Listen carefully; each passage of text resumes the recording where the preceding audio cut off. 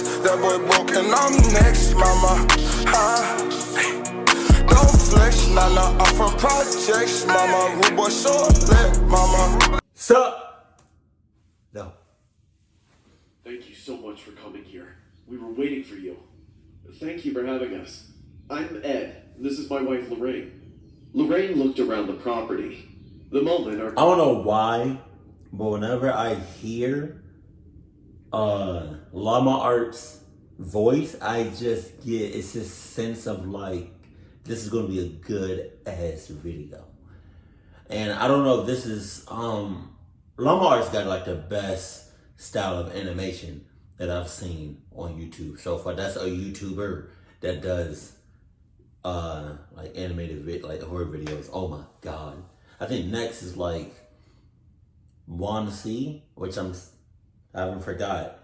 And then like this dude's IMR. So I forgot what that stands for. But yeah. But holy yeah. This is gonna be a good one. Near this house, I saw her behavior changed. I could tell from her worried eyes she was feeling something. I'm familiar with this expression on her face. Mr. Donovan was leading us the way. So you're not gonna say nothing? You're not gonna, what's the 5 senses? Wait, you're not gonna say nothing, you're not gonna do nothing, you're not gonna sense. You sense something, but you're not gonna go forth. You're not gonna go and say, like, you're not gonna do nothing. You're just gonna act like it's just shit, it's all sunshine and lollipops when it's really not. You're not gonna let nobody know in any type of way. You gonna, okay, alright.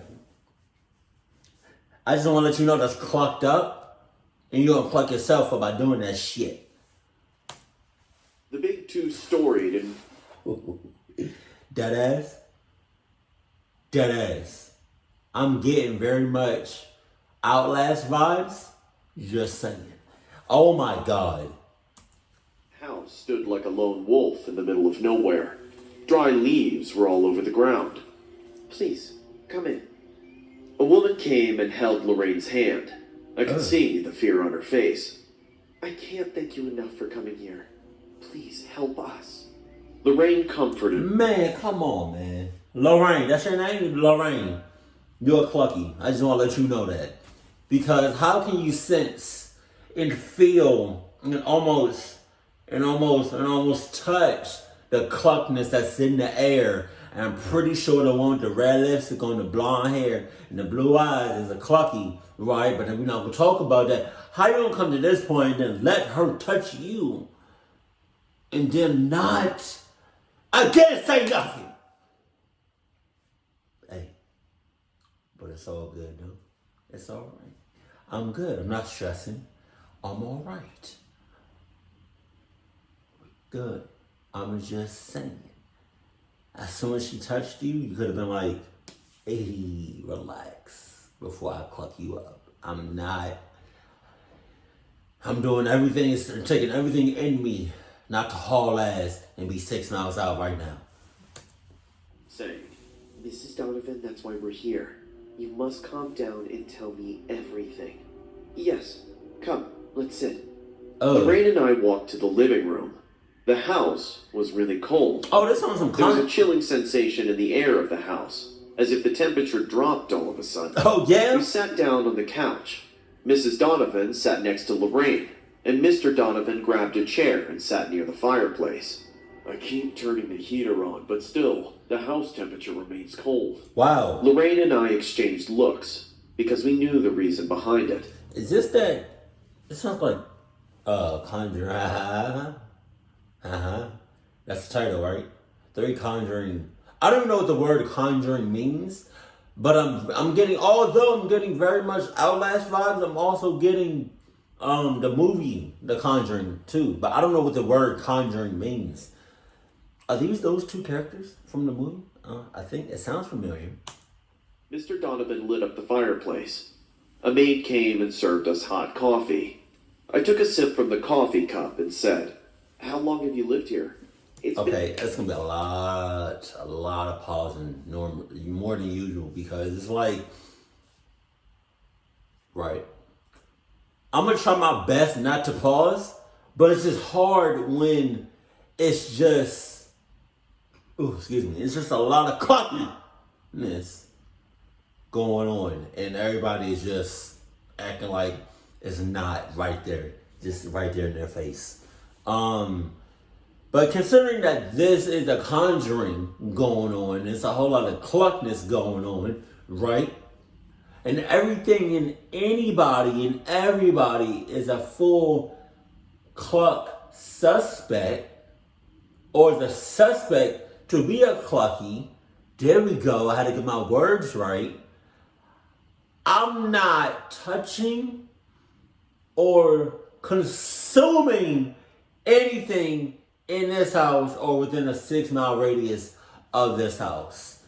Because he got me all the way clucked up when he drunk that tea or whatever it was that made. Where that made even come from?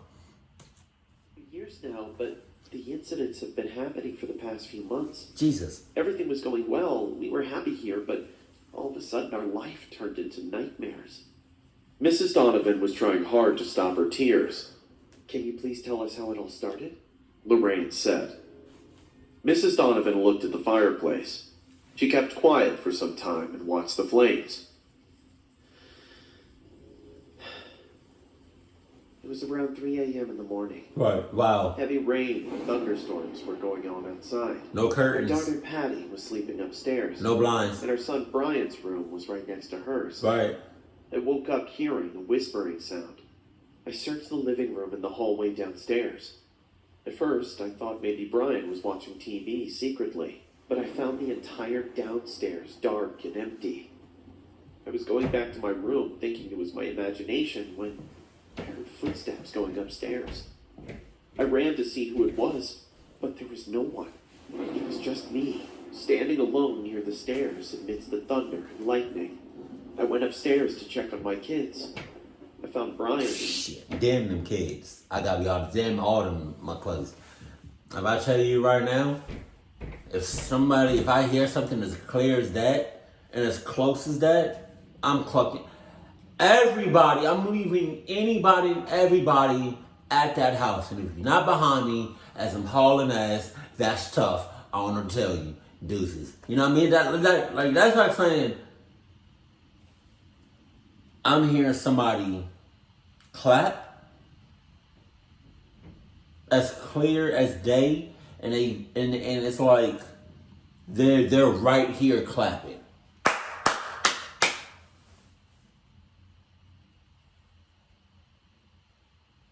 I'm not asking no questions. Because we all heard it. We all heard it. We all heard it. That's a human ass clap. I've never said that. I've never heard that before. That sounds like a human ass clap. What? Sleep in his room. I was about to go inside Patty's room when I heard whispers coming from her. Nah. I opened her door and saw she was sitting on her bed. I asked her who she was talking to. She just told me no one. That she woke up to the sound of lightning. I noticed the windows of her room were shut and locked. My ass, because right before I came to her room, I waited like a good 5 long seconds. And I'm not talking about 1, 2, 3, 4, 5. I'm talking about 1 Mississippi, 2 minutes, those type of seconds. Right? That's long as shit. I'm on the other side of the door and I'm hearing as clear as day that you talking to somebody. And I'll go into the room and what you say? I found Brian in deep sleep in his room. I was about to go inside Patty's room when I heard whispers coming from her. I opened her door and saw she was sitting on her bed. I asked her who she was talking to. She just told me no one. That she woke up to the sound of lightning. Yeah, and then you give me that response. All I would have did was close the door, made this face.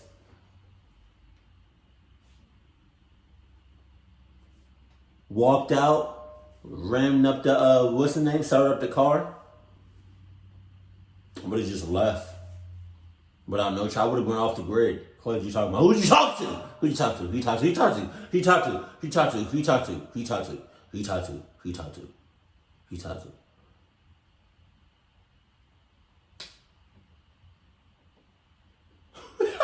Who you talking to? Noticed the windows of her room were shut and locked.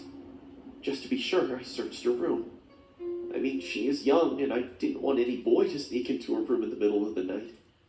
But there was no one. So I came back to bed. After that night, bizarre things started to happen in the house. For sure. What kind of bizarre things? I asked. One day I woke up and went to the washroom to clean my face. I turned on the tap and splashed water on my face, and as soon as I lifted my head and looked in the mirror, I saw... What did you see, Mrs. Donovan? My face and hands were covered with blood. Blood was coming out of the tap instead of water. The entire sink was red and splattered with blood. Mrs. Donovan hid her face into her palms, remembering the fearful memory. Mr. Donovan replied, "We don't know what's happening here. Last week our car tires started to burst out on their own. No matter how many times I changed them, every morning Patty would find a flat tire. Our kids are terrified, and so are we. You see those pictures on the table?" Mr. Donovan pointed out to the corner of the room. I saw a framed family photo that was kept on the table. Every time we hung those pictures, some invisible force knocks them down. Not just that, our wallpapers come off from the walls for no reason. It seems like someone peels them off vigorously. Furniture moves on its own, and now we are even terrified of our daughter. Oh. What's wrong with your daughter? Lorraine asked. Mrs. Donovan started sobbing in a low voice. Mr. Donovan looked at her and said in a low voice, "She's changed. Something got into her.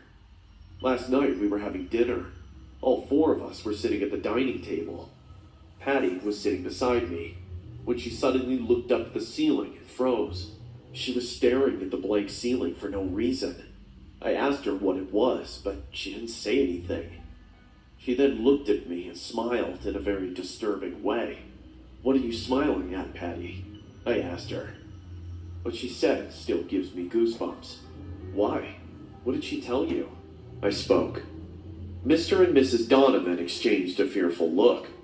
She looked right into my eyes and said, 'You all smell different when you're awake.'" What the hell? For the first time, the silence in the room made my heart skip a beat.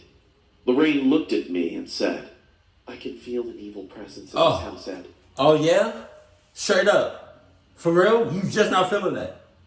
Wow. I felt that as soon as I pressed the fucking play button. Shit. "You need to talk with your daughter. Where is your son?" "I sent him to stay with my brother for a while. Patty's behavior scared him badly, and we wanted to keep him out of this house." "Okay, let's go meet Patty then." Oh my God. We all got up and started to walk upstairs. It's time to meet Patty, for whom we came here for. A humming sound was coming from her room. Mr. Donovan pushed the door, and we saw a young teenage girl lying on a bed and humming mysteriously. Lorraine said in a low voice, "Patty, how are you?"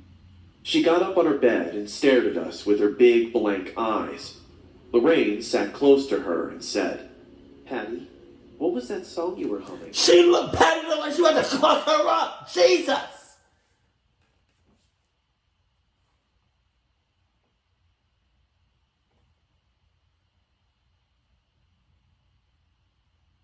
They got a thumbnail right there.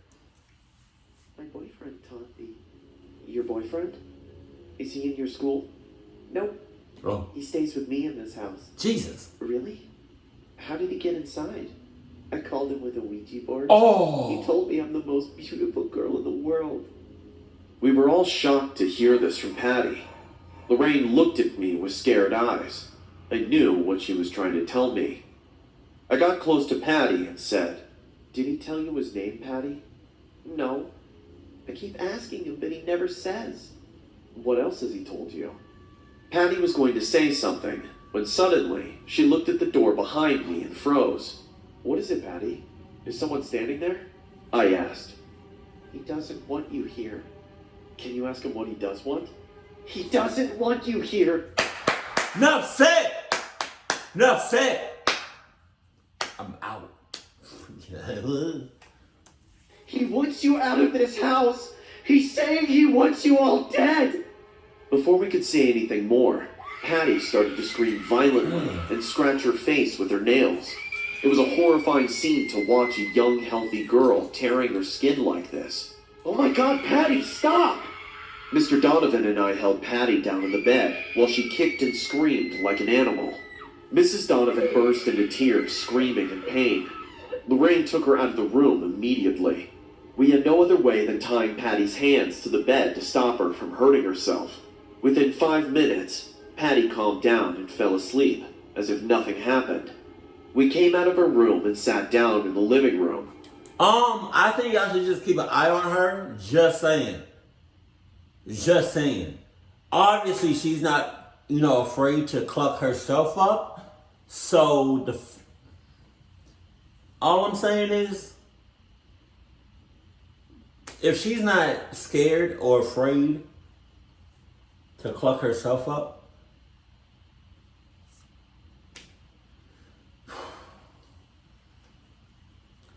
she gonna cluck up anybody. Talked for a few moments, and then Lorraine spoke. Your daughter must have felt lonely and used that Ouija board out of curiosity. Really? In that process, she invited an evil entity into your house. Now, this demon has latched itself onto her, and all that has been happening to you in his deeds. We must stop this demon before it takes Patty's soul away. Ed, it's time to call Father Jason. Who the hell? We must perform the exorcism today. Father Jason arrived right after sunset. We all walked upstairs. As soon as we entered Patty's room, we saw a horrifying scene. See? Patty had somehow freed herself and was standing near the window. See what I'm saying? Patty, are you all right? Father Jason said in a soft voice. She didn't turn back, but her upper body started to bend.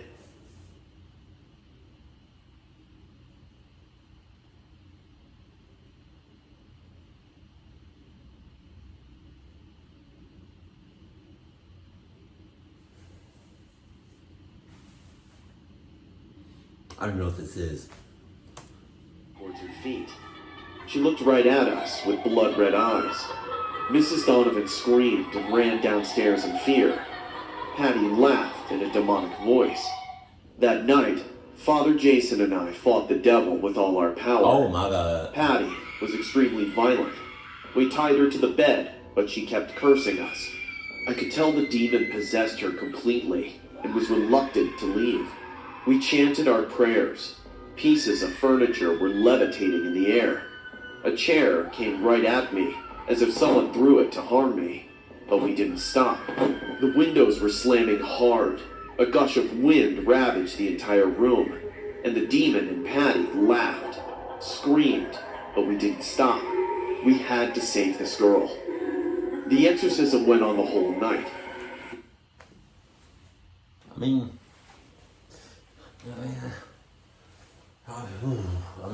you are your own person. You are your own person.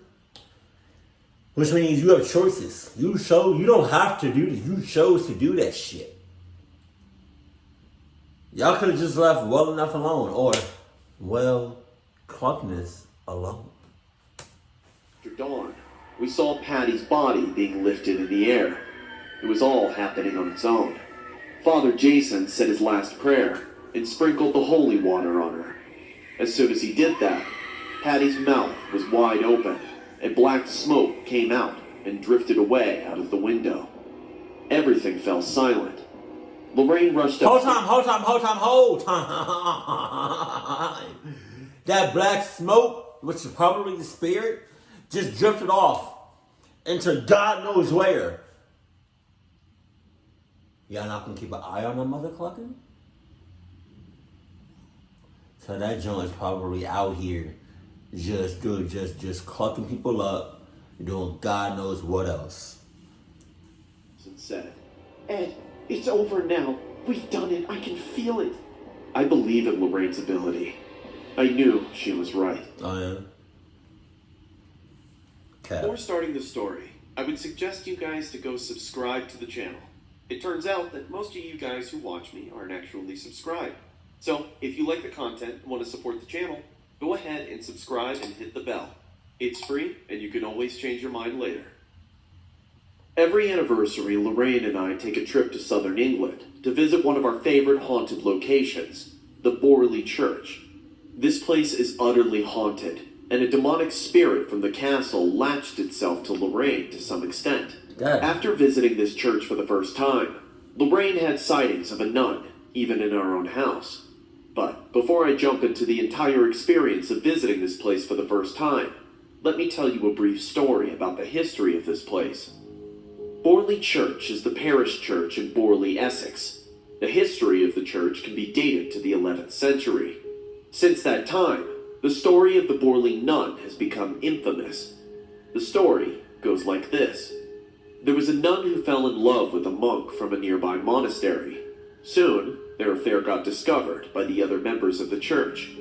As a punishment for their sin, the monk was executed. His head was cut off. On the other side, the nun was buried alive inside the church walls. Wow. Her remains were later removed and buried in nearby Liston churchyard. Since then, the nun haunts this place. When we came to know about the story, Okay, look. I get it. That's where they cluck you up at. You want to cluck up everybody and anybody that goes to that church, right? That would visit that church or anything, right? You want to cluck up anything and everything within a 6-mile radius in and outside of that church. I get it. But to do that for all of eternity, nah, I'm good. I got better things to do. Like hop universes and see what's up and see if the world of Jimmy Neutron is a real world and another galaxy and another universe. Because I would love to be there for a hollow minute. Travel to this place to know if this place is actually haunted or not. I must tell you, we weren't disappointed. It was a long drive, almost about 4 to 5 hours. We rented a small cabin for our stay during the trip. At around 4 o'clock, we reached our destination. We kept the luggage in our room and headed for the church. The church building stood like a lonely person with its old attire. I went inside, but suddenly realized Lorraine was not beside me. I turned back and saw that she was standing near the church door. Her eyes were fixated on the wall nearby. "Are you getting something on?" I asked. She looked at me with a sad face and said she couldn't breathe after a while. This thick wall choked her to death. I noticed the wall carefully. There wasn't anything unnatural in its appearance, though. It was just a wall with yellow, rusty bricks. "Let's go," Lorraine said, and started to walk inside. Hold on, Lorraine. Hold on, Lorraine. Just hold on. How you gonna say some sus, cluck ass shit like that, and then proceed to just go about your business as if you just didn't say that? No, you can't do that. You cannot do that. Please don't do that. Nah. That's not gonna sit well with me. Nope. Lorraine, you got that. I'm gonna go head out. I'm gonna sit in the car. And who the hell is this motherfucker? We met the father of the church. He was lighting up the candles. He talked to us for some time. We told him about the story of the Borley nun to see his reaction. He confirmed that at night, mischievous things do happen here. The church turns into a completely different place after sunset. Wow. It was almost started to get dark outside. We took permission from him to spend a night here. He wasn't very willing, but somehow we managed him. After finishing his last prayer for that day, he headed home. Before leaving us, he warned us that if we see or feel anything unnatural, we must leave this church immediately. But they not. It's Lorraine and old dude. I forgot his name. Come on, you know they not. You know they not. And I thought this was his home. Jesus. I started to set up our cameras, while Lorraine went to take a round to the premise. After being done with the equipment, I looked at my watch. It was 7:30. Right. The valley was dark and there was pin-drop silence everywhere. Just when I was going out to look for Lorraine, I heard her spine-chilling scream. Jesus. I rushed towards the door and came out into the churchyard. At some distance, I saw Lorraine standing in the dark. I ran to her. What happened? Why are you screaming? Look there. Lorraine pointed out in the empty yard nearby. At first, I couldn't see anything but fog and darkness. There was a street lamp right at the end of the yard. It was giving very low light. I noticed the bush near the lamp was moving mysteriously, but I still couldn't see anything. Nothing's out there. What did you see? No, look. Just tell me, Lorraine. Just tell me what you just saw. Why I have to go? Why can't you just come inside and just, I believe you. I believe everything that you ever say and that you ever will say. Why do I have to go out there and experience it myself with you? Why can't you just come inside the church and just tell me? Huh? It's almost like you want me to get cranked up with you. I'm not going for it. I turned back towards the bush again, and this time, my skin crawled in fear. What I saw made my spine shiver. A man was standing behind that bush. He was dressed in a black robe, exactly like a Christian monk. How do you know it's a man? The hood on his head made it impossible to see his face. The man was still as a statue. I could tell from his body posture that he was staring at us. I initially thought someone was trying to scare us, because there have been many hoaxes and pranks people tried to pull on blaming the supernatural. Hey, what do you think you're doing? Don't try and scare us. I took a few steps ahead to warn that man, but Lorraine screamed from behind, saying, No, Ed, he's not human. As soon as she said that, I froze right then and there. The man then walked towards the street lamp and stood under it. He then lifted his hands and grabbed his hood. What I saw next, I will never forget. The man took off his hood, and he had no head.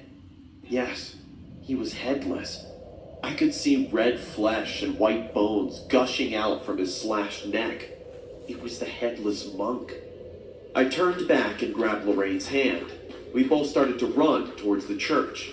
The wind outside was cold, and it was blowing like a mad dog all of a sudden. Somehow, we ran inside the church and locked the door, slamming it hard. Both of us were panting in fear. I was going to ask Lorraine if she was feeling all right or not, but I noticed her face turning pale. Lorraine? What's... Oh my God, we've stepped right into their trap, Ed! What? What are you talking about? What traps? Remember, the church father told us if we see anything disturbing, we must get out of this church. I immediately grabbed the doorknob and tried to open it. I was giving it all my strength, but the doorknob was jammed.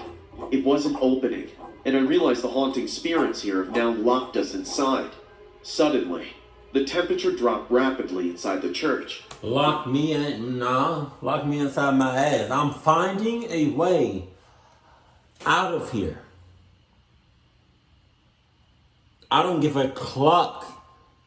I'm finding a way out of here.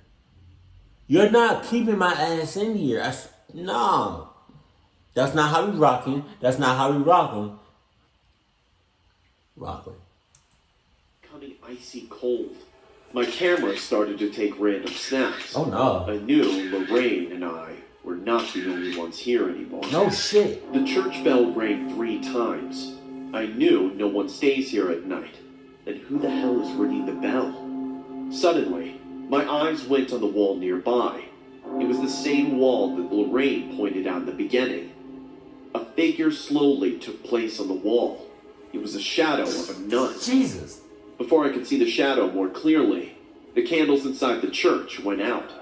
It got pitch dark, and we heard a woman crying in pain. There was something in her cry that gave me goosebumps. Lorraine grabbed my hand, and we stood side by side in that darkness, expecting all of this to get over. All of a sudden, the church door opened, and the fog outside came in and covered the entire floor. It felt like we were having our worst nightmare together. The light from the outside helped us to spot the doorway quite clearly. At that moment, Lorraine whispered to my ears, "There she comes." I looked and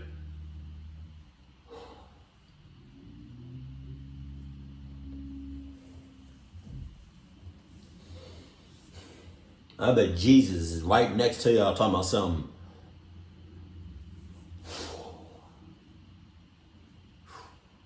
That's that. I mean, hey, that's tough. That's God damn. What y'all gonna do? No, get off me. Get off me. Get off me. Get off. Don't touch me. Get off me. Y'all had hella opportunities of hauling ass, but y'all didn't.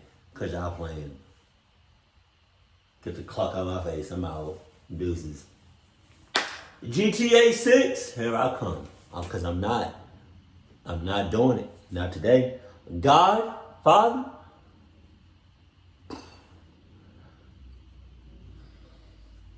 Not today. A nun was standing near the door, facing her back at us. She was holding an upside-down cross in her left hand. Her black dress was as dark as the night. All the candles lit back again on their own, and with this sudden strike of light, she turned her face at us. I have never seen such a demonic face in my entire life. Her cruel eyes were filled with furious anger. Blood was dripping from her mouth, and she was staring at us with immense hatred. It felt like she wants every living being on this earth to die at once. She then smiled, looking right into my eyes. Ew. Her smile was spread from ear to ear, and then she disappeared into thin air. My ass. Lorraine and I left for home the very next morning. But on the ride, when I asked Lorraine if the nun's spirit tried to communicate with her, she replied, "This is just the beginning yet." When she looked at us and smiled, I heard her saying, "I will see you again." My shit, not me. This happened the night Lorraine and I were returning to Connecticut after investigating the Amityville house in Long Island. It was a 2-hour drive on the highway. We started late, hence it got really dark. Lorraine fell asleep during the ride. It was a foggy winter night. With nights like these, driving amidst the dark road is one hell of a task. The fog and darkness around us were making it difficult to increase the speed of the car. After driving for almost an hour, we got out on a dusty country road. I did take a shortcut at the beginning of the ride, but by this time we should have gotten on the freeway. I checked the map and realized we were lost. The car headlights were the only option to see what lies ahead. There was no street lights on the road. I was thinking of waking Lorraine up and discussing our situation with her, when suddenly I noticed a signboard on my left. The signboard read, "Welcome to Easton, Connecticut." I felt relieved that we are still... AKA, welcome to Clarkness, Connecticut. CC for short. Towards the destination. I checked the map again and noticed a path within a mile connecting to the highway. I decided to take that from the next right. I was probably 20 minutes away from the shortcut when suddenly the car started to malfunction. Oh my God. A small jerking took place and the car stopped in the middle of nowhere. I twisted the car key, but the car didn't start. I tried to start it again, but nothing happened. I was about to get out of the car when Lorraine grabbed my hand. I got a bit startled because I didn't realize she woke up. "What is it, Lorraine?" She was looking outside with wide eyes. I noticed a tense look on her face. Her hand was trembling in fear. I immediately understood that she was having a premonition. "Is something out there, hon?" Lorraine's eyes kept searching here and there. The fog outside started to cover up our car in no time. Lorraine raised her hand and pointed her finger ahead. The ambiance around us got so quiet that I could almost hear Lorraine's heavy breathing. I looked in front of the car, but there was nothing I could see. But I kept staring without blinking once.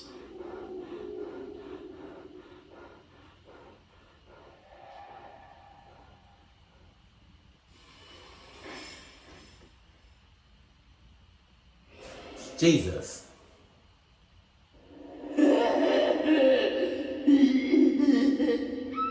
Okay, this is my thing. This is my thing, right? If they're a couple, I don't know if they're a couple, but since they do this together, right? Why was she able to sense and kind of see this figure way in advance before old dude? Don't you got the same experience? She in cahoots. Lorraine is in cahoots. Union Cemetery. Oh my god, what the hell was that? Something bad happened here, Ed. I should check it out then.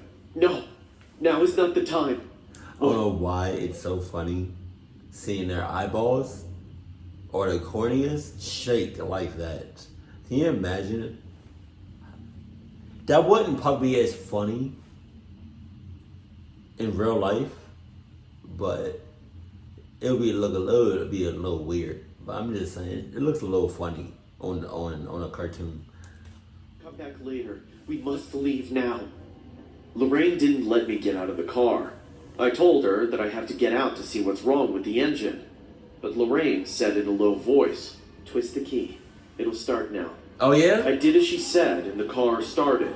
See what I'm saying? How she know that? How she know that? Lorraine?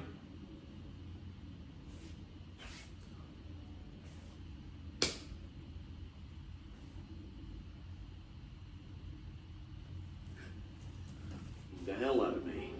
None of us said a single word in the rest of the ride. I wouldn't. When we got home, Lorraine went straight to bed without mentioning a single word about what happened tonight. As old boy is looking at her, I would have looked at her the same way. How she know all this shit before I did? Next morning, when I found Lorraine sitting in the living room sipping coffee, I sat right next to her and said, "You alright, hon?" "Yes, I feel better now, Ed." Oh yeah? "I need to tell you something about last night, though. Does she know I know everything? you have so many questions already. I hope what I'm about to say will answer some of them." I nodded my head and replied, "Go on." "Last night when our car stopped in front of that graveyard, I was almost awake with the sound of the car engine not starting. But before I could open my eyes and talk to you, I heard a woman's voice whispering into my ear. She said, 'I want my son back.'" Oh shit. That's when I stopped you from getting out of the car. I think we need to go there and investigate. My There's ass. an entity that wants to tell her story." I looked at Lorraine for some time. This may seem odd to you all, but I believed her, because I have seen things happen that she warned me about in advance. We finished lunch and started on the road again. We have recently moved here, hence we knew nothing about this cemetery until last night. At around 2 p.m., we reached near the cemetery. The place looked just as normal as any other burial site in the daylight. We started to walk inside. The worn-out graves stood in silence. Judging by the condition of the tombstones, it was evident that this graveyard had been here for a very long time. We roamed around for a while, when I noticed a small wooden cabin under the shade of a bushy tree. Lorraine started to walk towards the cabin. I followed her without saying anything. When we reached the door, we heard the sound of a radio inside the cabin. I knocked on the door. "Hello? Is there anyone here?" Making a creaking sound, the door opened slightly. An old man with a rough beard peeked from the gap. "Who are you? What do you want?" Sir, I'm Ed Warren. This is my wife, Lorraine. We live in the neighborhood nearby. We would like to talk to you about this graveyard." The man checked me out from top to bottom. Pause. Then said in the same mysterious voice, "What is there to talk about a graveyard? I don't have time for this. Go back to where you came from." The man was closing the door on our face when I stopped him and said in a firm voice, "I'll pay you if you give me the information we need about this place."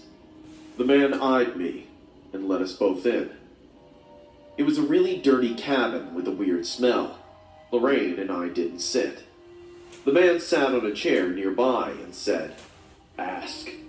Lorraine said in a hesitated voice, "How long have you been working here?" "Long before you came into this world." I was What? really not enjoying his attitude, so I intervened, saying, "Have you seen anything at night?" The man's face suddenly turned pale. He said in a low voice, "Why are you asking me this?" I had to tell him about last night, to give him a clear idea about why we were here. He listened to me quietly, and then said, "It was Harriet. People call her the White Lady of Easton. You aren't the first one who saw her. Many people who passed in front of this cemetery claim to have seen her. One evening, a man was driving down the road in his pickup truck. He was about to pass the Union Cemetery when, out of nowhere, a woman appeared in the middle of the road wearing a white dress. The man couldn't slow down in time and struck the woman. He pulled over and came out panicking. He thought he ran her over. Out of fear and guilt, he searched the entire area, but the woman was nowhere to be seen. She searches for her son. You can see her grave in the right corner at the end of the cemetery. Now, if you'll excuse me, I have to finish my round and leave for home. I said in a surprised voice. Wait, you don't stay here at night? Only a madman would come here at night. Now, get lost, you two. I don't need your money. The man was very rude, but we got what we needed. After visiting Harriet's grave, we talked to the local sheriff and came to know Harriet B. Seeley had a son who died before her in 1853. Since then, she grieves here at night, searching for a dead son. We went home to bring our cameras. Yes, Lorraine and I planned to spend a night in this cemetery. At around 9:30, we came back. Needless to say, the entire place was looking spooky as hell. I set up a camera right in front of Harriet's grave. Then, we waited for things to happen. We were standing under a tree some distance from the grave. Our senses were sharp. I was ready to act if something happened.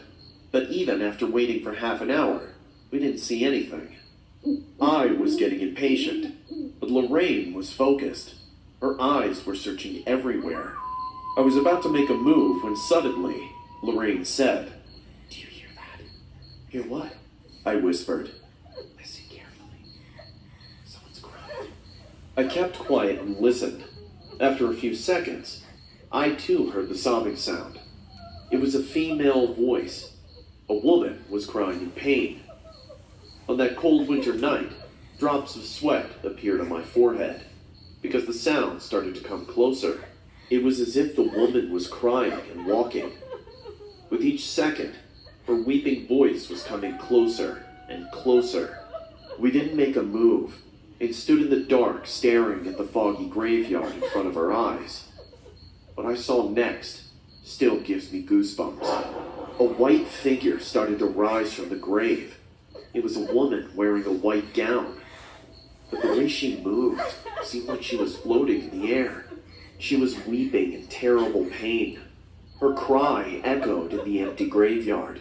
Her long dark hair was floating in the air as she moved from one side to the other, grieving for her dead son.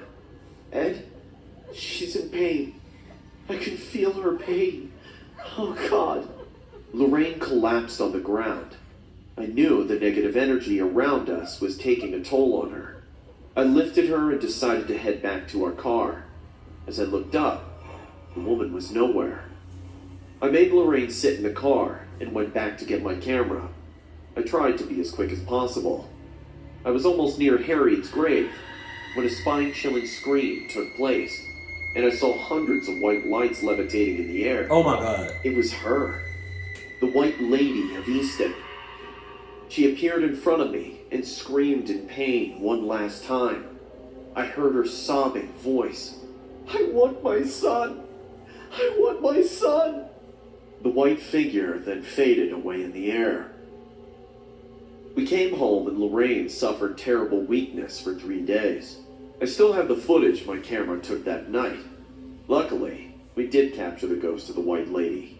Lorraine keeps it lock and key, as it is a valuable evidence that proves ghosts and demons do exist among us. I could have told you that. You didn't have to go out to the fucking cemetery. Jesus.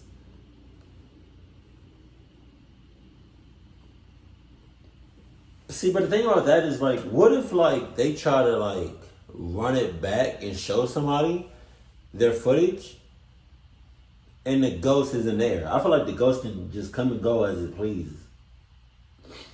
And them two will be the only ones that can see it. Now they look crazy to the public.